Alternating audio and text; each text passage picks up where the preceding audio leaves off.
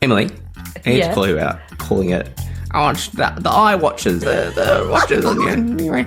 It's called an Apple Watch. Oh, God. And my old housemate would laugh because I used to call AirPods. I used to call them the earpods. And she'd be like, they're not earpods. And I was like, well, there should be.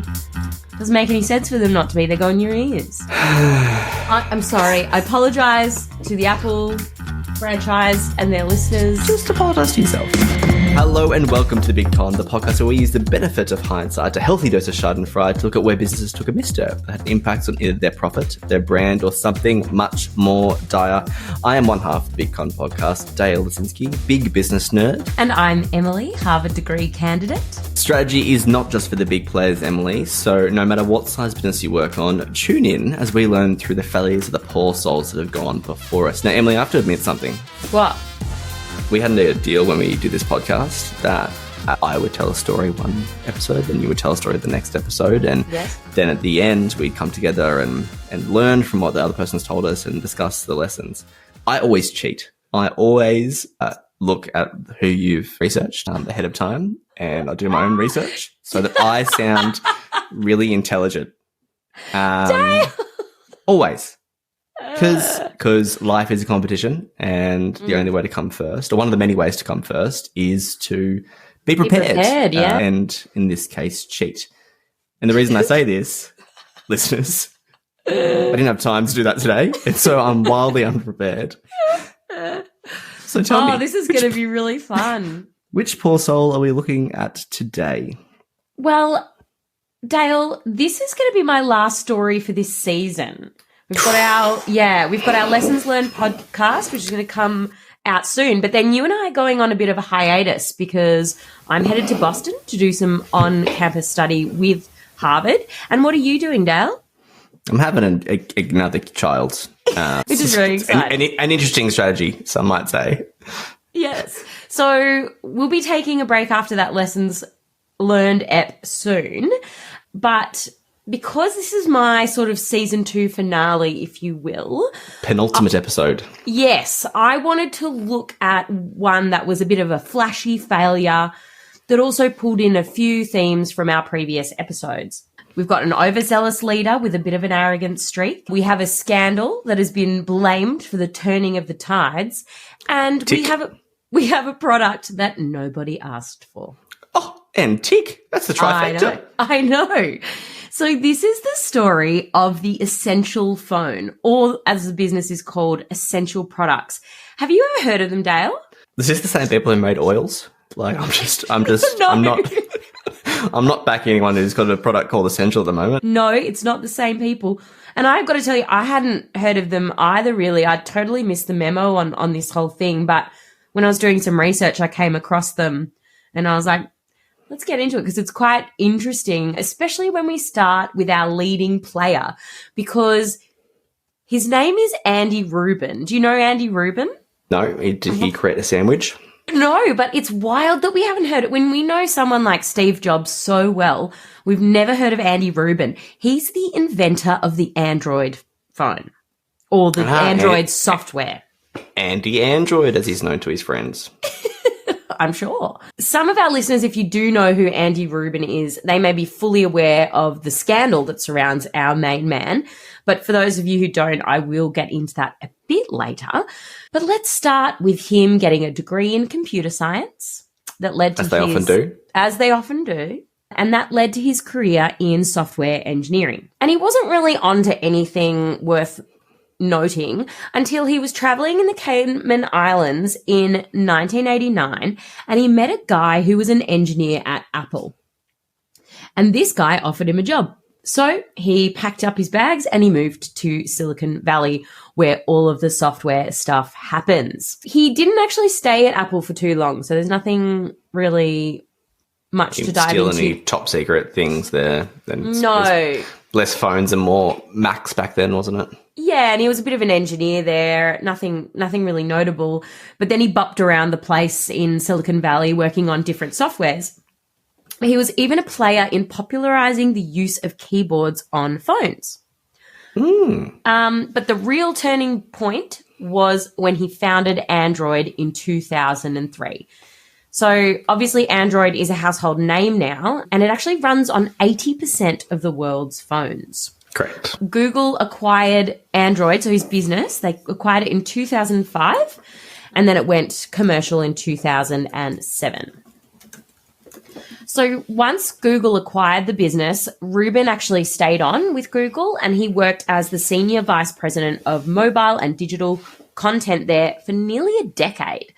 So he was quite influential in the development of the Google mobile softwares. And then he left in 2014, but more on his departure from Google later. Let's get into his next move, which was the startup Essential Products. So Essential Products, which is unlike Rubin's other ventures, was actually a hardware technology as opposed to software. For listeners who aren't entirely clear on the difference, a simplified explanation is that hardware is the physical phone, and software might be the functionality inside that phone, the thing you have to update overnight while your phone is on the charge, and then suddenly the search button isn't where it was yesterday. That's the software. And when it clear something out, and you might get to this, when you're talking about Android, you're talking about the thing that runs on all phones that aren't iPhones. So iPhones, Apple products, iOS, Samsung, Google phones, like the Pixel, and a majority of, as you mentioned, 80% of the market share is Android phones. So different software, similar to like Microsoft and Apple devices. Yes. Basically, because he was the darling who created Android, Essential got a lot of attention in Silicon Valley, as you can imagine. And we've seen it before. Guy, well, it's usually a guy, sadly, does something good, and the market says, guy will do good again. So past performance is an indicative of future performance. Yes. Which apparently is not, but we don't learn that lesson that well. No. Guy will do good again. So they raised $330 million in outside funding. Oofed. Yeah, which basically means that no one in the company really needed to invest their own money. That was all from outsiders, and it came from many venture capitalists, but also big corporations like Amazon. It's like the opposite of bootstrapping. Yes. And before really that... What would that be called? What's the opposite of bootstrapping called? Does it have a fun name? You kick on with a story. I'm gonna look in for the fun name, what the opposite bootstrapping is. So basically, the market value reached $1 billion, so it was really, really getting going. But Dale, in this podcast, what goes up must come down. Have you got any 100%. thoughts at this early stage? I haven't heard anything about if we're talking about how good the hardware is, and it's already quite a full space. I haven't heard any thoughts or heard anything about the hardware yet. So is the hardware crap? We'll get into it. I think that means yes, listeners. Is what I'll say to that. So in 2017, they released a smartphone. It used Android software, obviously. Yes. And it had a really flash, sleek design, like looked fancy. It was made from titanium, which was extremely durable, and that sort of set it apart. And it claimed it was the world's thinnest dual camera system in a phone at that time. Also, interestingly, I'm just giving you all of these little tidbits about it, so to give you as much information. I'm assuming this is the press conference that came out. They were like, I took bits and bobs that I found interesting from it. It was also the first phone to scrap the bezel, which I found out is the top edge of the phone. So remember when like iPhones and stuff used to have like a line up the top? They were the first ones to take the screen all the way to the edge. Yes. Do they have like a hole punch in there, or how do they do it? I don't know. They just did it, Dale. Say no more. Other than that, there's nothing else really stood out about it other than it was another really nice looking phone with a couple of flashy gadgets. The launch was terribly timed. They'd missed their own June deadline, and so instead they launched in August, which followed the latest releases from Samsung Galaxy and iPhone 8 and X announcements, which Samsung and iPhone are the two fiercest competitors in the hardware phone space. So they really... Apple fanboy here, but the X was the quantum leap for Apple in terms of they eliminated their bezel and very much that was their first flagship phone in the iPhone space since the original iPhone. Yes, even that bezel thing that they had sort of out in front of Apple, they lost because they didn't launch when they wanted to launch. A couple of months after the launch, it announces a price drop of $200, which is a huge drop for a phone that's priced under $700 already. Yuck. Yeah. And when they're already going for a premium product that's like titanium, super thin, et cetera, et cetera. And they said that it was so that they could make the phone more accessible to people, so more people could own the phone. But the rumors were that sales had barely made 5,000 devices in the first month. Oh, no. Yeah. They're rumors, but that came from like an unnamed source in an article that was close to the company or like worked in the companies. So times that by 10, still not good. Exactly. Especially with the big hype over the inventor of Android. The rumor was that they really just needed to offload them, and improving sales was the real reason for the price drop. And just for a comparison as to how bad those sales are, Apple sells 1 million phones every few days. They're not even like scratching the surface on the phone market. Essential begins to develop a new device. So rumors coming out that it's something called Project Gem. The rumor mill's going, Silicon Valley is a rumor mill, let me tell you about it. It was all a buzz that this was going to change the way we used phones. It was announced that it was going to be a long, slim, rectangular shape. Kind of like one of those old dictaphones. Do you remember those like that kind of shape? And it had big buttons with a lot of voice activation features. It was reportedly going to look a bit more like the software on an iWatch. Yep. And it was designed to be more of a mobile companion than it was its own phone. And these are all just things like that. It was like, this is what it's going to be. This is what it's going to be. Because they never actually released it. Because it never got off the ground because the scandal, which I've been promising is coming, surrounding Rubin came out. Yeah. Woofed. Right when this essential phones they're selling terribly. They're trying to pivot and find something new. They also were trying to do like Google Homes, but like their own like smart home device, and just kind of and earphones and stuff to like, I guess, replicate the Apple ecosystem thing. Yeah. But they were sort of chugging along, not great. And then this scandal comes out. So a New York Times article uncovered that there was an apparent payout of $90 million from Google to Rubin for him to leave when allegations of sexual misconduct with an employee were found to be quite credible by the company. Not good. Not good at all. It is important to note that Rubin furiously denies these allegations and that nothing has been like legally confirmed regarding this, but the damage from the article was done. A journalist called Lauren Good for a different publication wrote, and I quote, "It's getting harder to look at consumer products and their pretty packages without thinking about the people making them and the power behind them." And this is coming off the back of the Me Too movement and that New York Times article about Harvey Weinstein.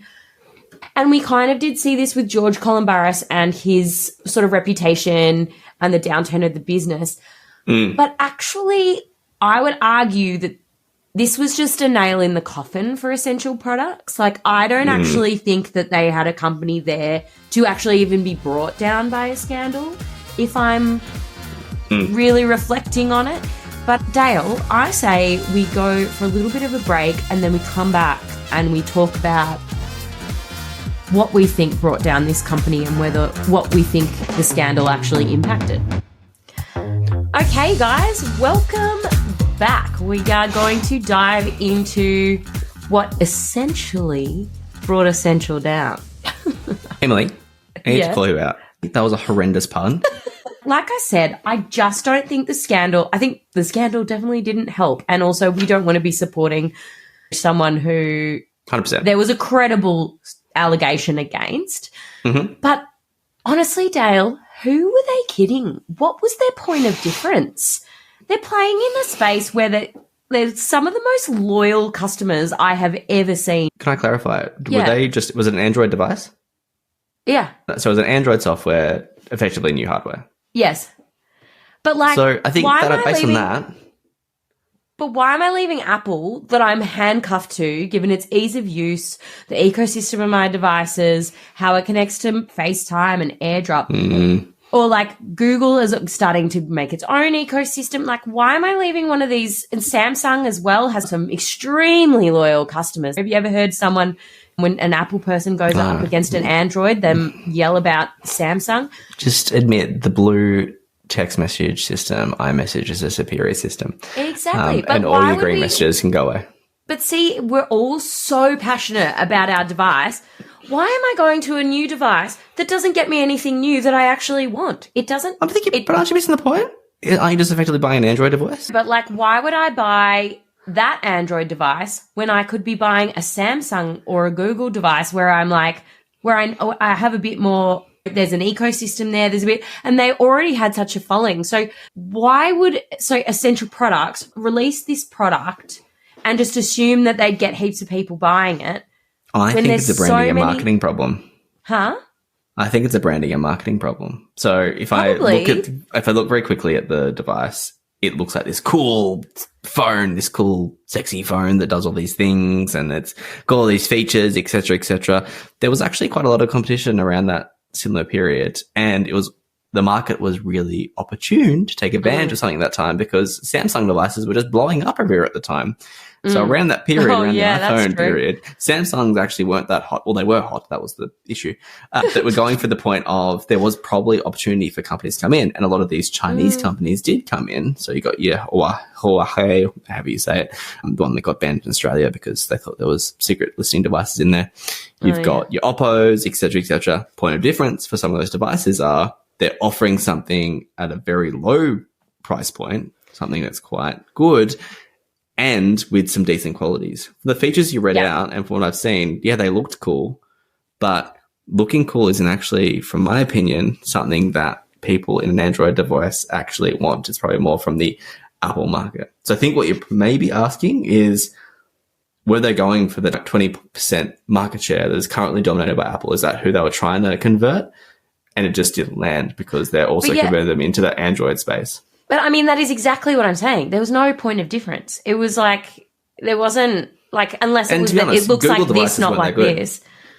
Like Pixels was the Google product at the time. And that's probably that's where Andy Rubin kind of came from, the Google school of thought. And that's the hardware. And they probably only just landed their hardware appropriately in probably the last 2 years or so. And they've done that through very small incremental changes that coming at a lower price point from an Apple perspective. So, wait, are you saying they do or don't have a point of difference? I'm saying that the point of difference they were trying to play for was the Apple point of difference in terms of hardware. Yes. But a lot of people aren't buying an iPhone for the hardware. There's many I can say that's probably less superior in some capacity, buying an Apple device because of the ecosystem and the Apple software, and it's made for that device. And so to be able to convince people to buy a premium device, a $700 or $1,000 Australian dollar device, it's got to be pretty schmicko. And the titanium and everything else isn't probably something that they're really kind of keen on. And there's been similar devices around that, like Red, the camera company, released something similar, a hologram phone, and it had all these features. And again, it didn't do too well. And there's similar price drops, et cetera, et cetera. I think perhaps a little bit unfair to say that they weren't going to always succeed.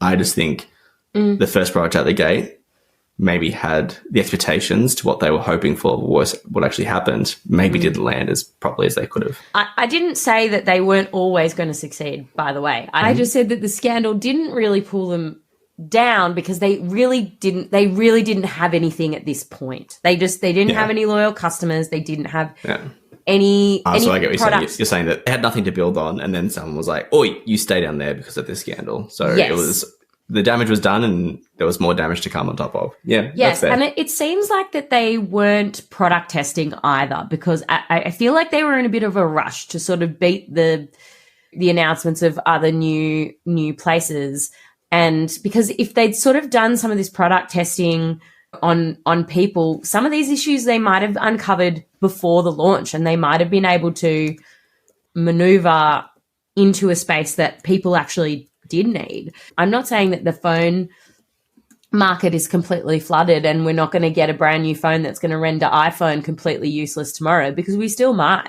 But I just think that they asked the wrong questions, rushed out to market without really understanding okay, are people going to buy this phone because it's Android and it looks nice? Is that a combination that people are going to like? And its whole differentiator was the prettiness. And you mentioned before around the bezel, and I scanned a quick article beforehand that was talking about how a lot of the software wouldn't actually line up with the absence of the bezel.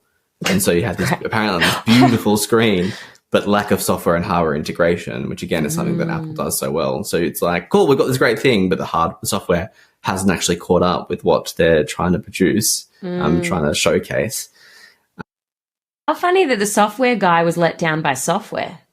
Which I think that's the other thing that I want to call out is, we've said it before, but pick your strengths and know what you're good at. It kind of goes back to what I was saying before around Google. Google was late to the mobile race, is pretty much. I was listening to Sundar Pichai, the CEO of Google, the other day, and he's talking about how the AI or artificial intelligence leap that they're experiencing right now feels very similar to that mobile rush in terms of the disruption that they're feeling within the company.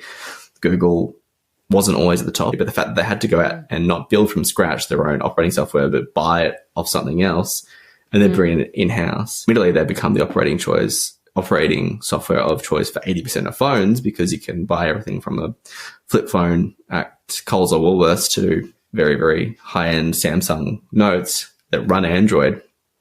But they took a while to perfect that hardware option. And so for them to come out and say, cool, this is where I'm at right now, this is where we're going. And then for Andy to come out and go, cool, we're gonna do it. We're gonna do it better. I just don't think he had that experience to kind of do it. Yeah. Do you think that he, because like I know that software goes on the phone, but do you think he understood that software and hardware are just not the same thing? Like, hardware requires a lot more investment in terms of cash flow, because you're building physical items and you need manufacturing, you need physical space.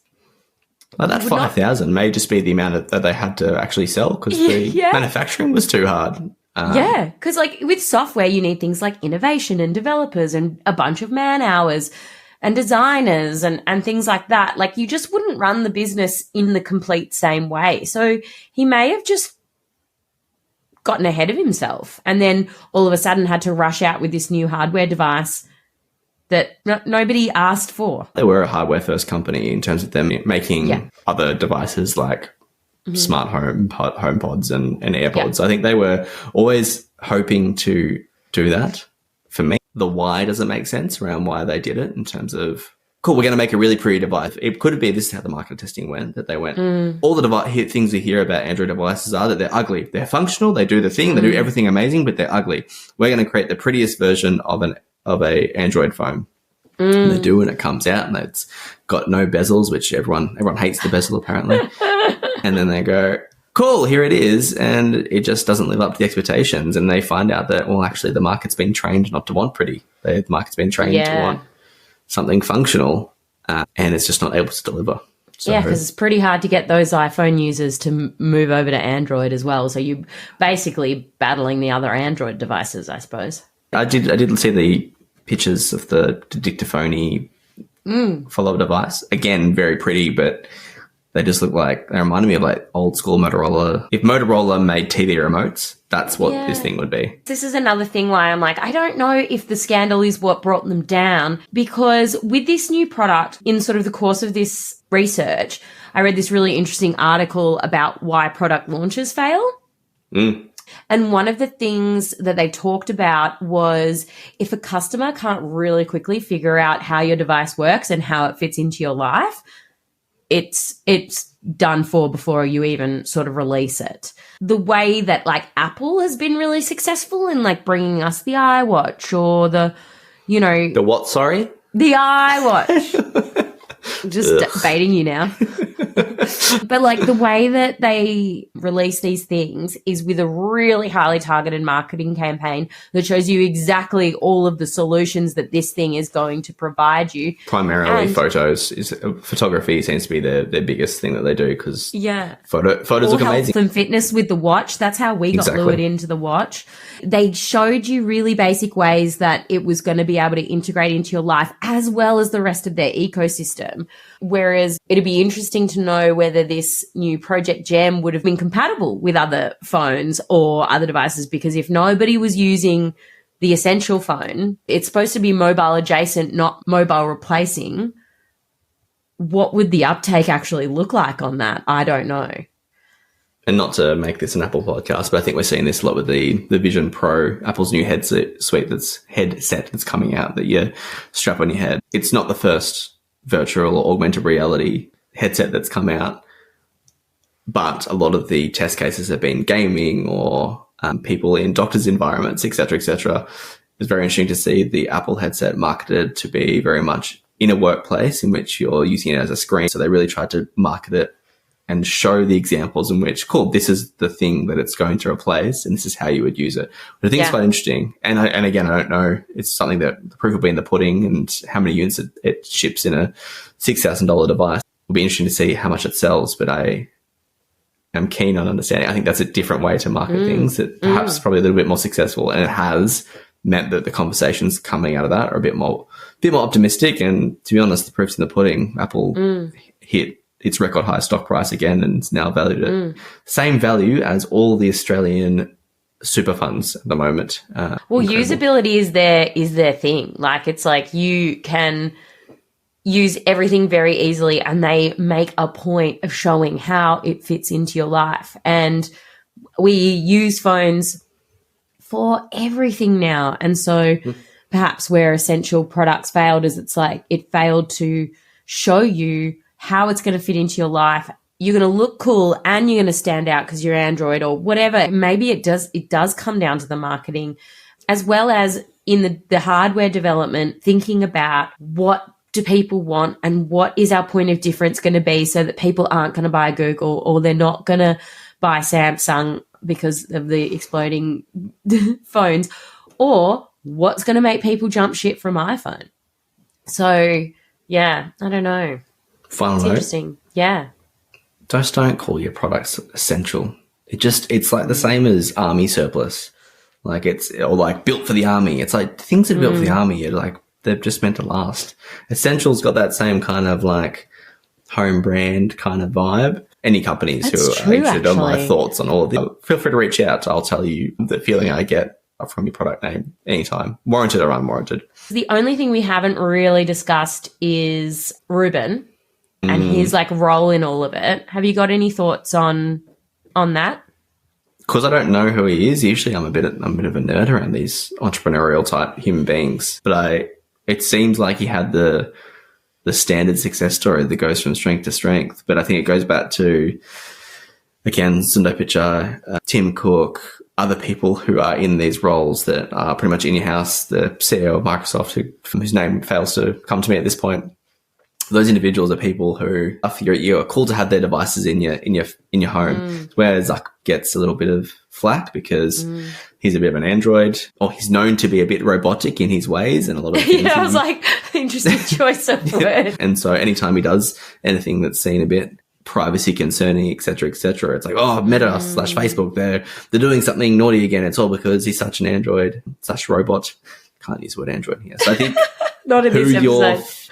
Who your figurehead is of your company, particularly in something like this, for a device that you're going to be putting next to your head at night time and using day to day, you kind of want that to be the best it can be. So for me not knowing who Andy Rubin is, that doesn't help. Thanks, Dale. Essential listening for everyone. So you had to go at my joke. Yeah, but mine was good. It wasn't. I'm so sorry. Quite sassy this episode. I've enjoyed it. Keep me on my toes. That's what happens when you don't do your advanced reading. I know. I just attack people instead. Go on the complete defensive. Well, listeners, thank you for listening to this episode. We hope that you avoid Android phones. That's what we hope you avoid. Just buy an iPhone. It's the better device. We are not sponsored by Apple. We should make that extremely clear. However, if they're interested, please reach out. And if you want to learn more for your business, head over to our website, thebigconsultingagency.com, and sign up to the mailing list to hear news about workshops and stay up to date with new episodes, which you can listen to on Apple Podcasts and Spotify and other podcast platforms of choice. You can find me on Dale Bryce L on all platforms and the aforementioned website for Emily. Any closing thoughts, Emily? No, I'm looking forward to all the lessons we've learned this season. Oh, and there's a long list. Thank you for telling me about Andy Rubin. I'm going to go do a bit of Googling after this. Yeah. You've piqued my fancy. Piqued my fancy. See, I don't think that's a phrase. It Piques is. my interest. Piqued with a Q. See you, listeners.